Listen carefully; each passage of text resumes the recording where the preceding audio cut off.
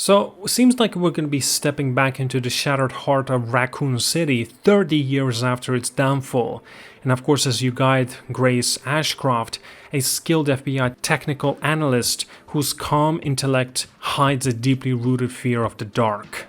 Now, in Resident Evil Requiem, you'll explore the ruined streets and collapsed buildings once alive with bustling residents, now overrun by horror and decay.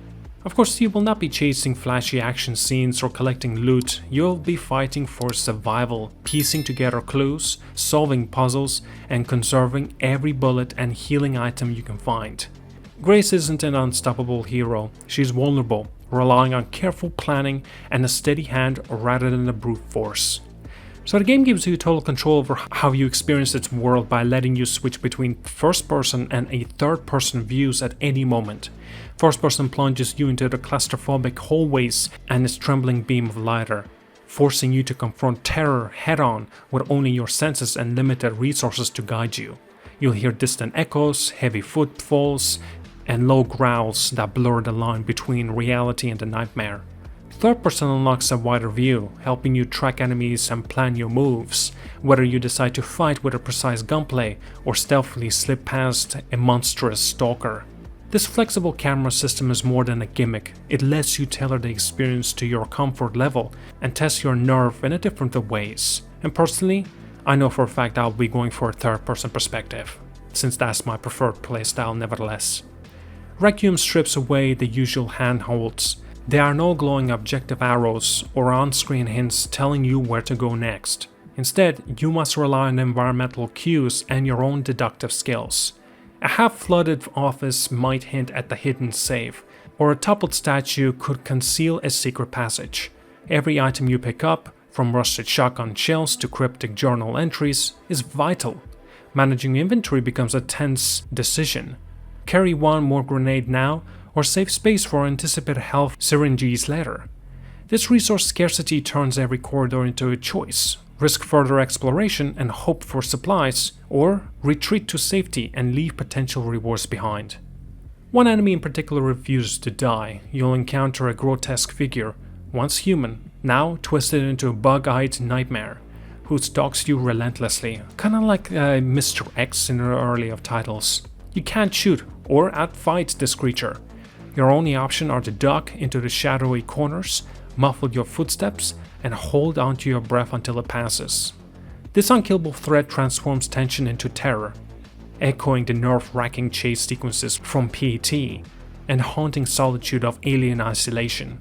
Every glance down a hallway can be a fatal mistake, and every creaking door could herald your demise. Grace Ashcroft's stories is more than a fight for survival, it's a personal journey. She explores locations tied to her past, including the Brentwood Hotel, where her mother was killed in events linked to the Resident Evil outbreak. These emotional threads deepen the narrative, turning each abandoned clinic or decaying mansion into more than just a backdrop. They'll become a chapter in Grace's struggle with fear, loss, and the desire to uncover the truth buried under the city's ruins. And as you piece together diary scraps and audio logs, you feel the weight of the history, both yours and Raccoon City's. Visually, the game uses Capcom's RE engine to deliver astonishing detail. Imagine walking through the broken glass that reflects your flickering flashlights, the rain-soaked pavement glistering under the broken streetlights, and Grace's hair moving realistically as she dashes between hiding spots. Light and shadows are your constant adversaries. A single malfunctioning lamp can turn a corridor into a nightmare, forcing you to stumble forward in darkness, listening for threats you can't even see. Capcom's focus on realism is not there just to show off the hardware, it's there to make every heartbeat count. Beyond the stalker, you'll face a variety of horrors. Shambling creatures that shuffle towards you in a grotesque silence, mutated beasts that burst from sealed rooms, and puzzles that guard crucial path forward. What makes things interesting and what really sets Requiem apart is how it balances adrenaline-pumping chases with thoughtful exploration.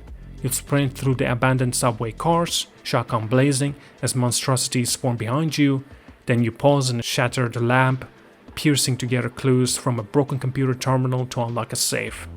This ebb and flow of running for your life one moment, analyzing evidence the next, creates a rhythm that keeps your pulse racing without even feeling repetitive. So with the game's launch on February 27, 2026 for PlayStation 5, Xbox Series X and S, and of course PC, so whether you prefer a console controller or mouse and keyboard, of course it really does depend on you. On top of that, what makes things interesting is the 9th mainline entry that will be coming up on its 30th anniversary in March of 2026. What makes things interesting as well is regarding its rumors swirls that Leon S. Kennedy, the series' longtime hero, might even appear, or even be a playable character. Capcom has remained tight-lipped, suggesting that they didn't want to shoehorn him into a pure horror scenario. If he does show up, expect him to be of a broader arsenal and a more action-focused style, creating an interesting contrast with Grace's vulnerability-driven gameplay style. And for now though, the focus on her lonely journey through a city that has already buried its dead once, and now threatens to claim her as well.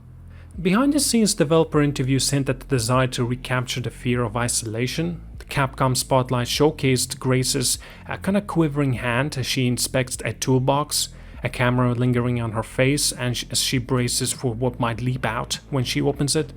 In another clip you see her raise a pistol with her trembling arms, the recoil echoing in a deserted hallway, reminding you that this is indeed a survival horror, not an action blockbuster. When you watch the first gameplay trailer, you'll see a world that's broken but still is very dangerous. You'll see Grace Ashcroft's determined face, marked by fear but driven by purpose.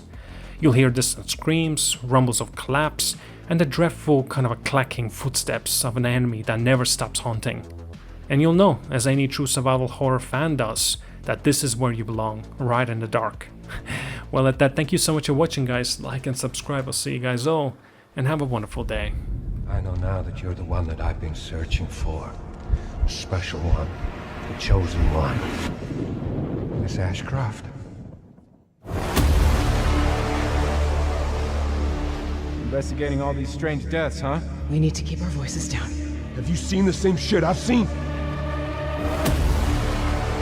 Please know that you are my hope. Everyone's gone. Stay away from us!